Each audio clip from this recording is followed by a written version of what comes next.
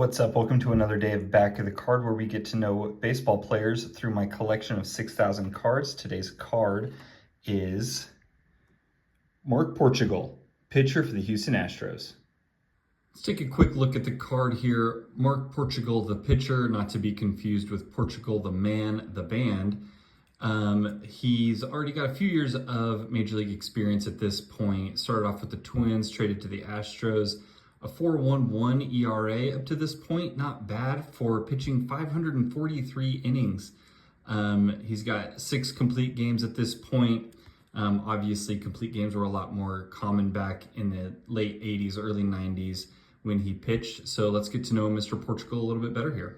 A few more thoughts about the card. You can tell it's from the early 90s because it's like starting to lean into the colors and the patterns of the 90s with the border there. And I love the old Astros uniforms.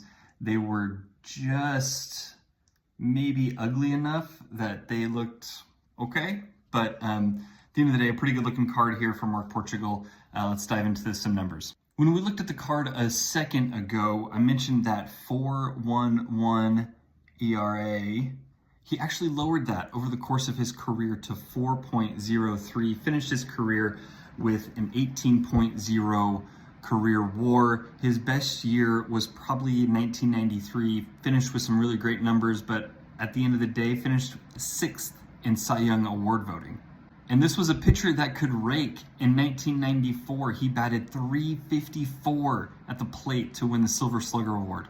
One last look at the card here from Mark Portugal. 15 years in the bigs, 6 teams, and finished with 1,134 strikeouts. That's all we've got today from Mark Portugal. Joining me tomorrow for another day of Back of the Card.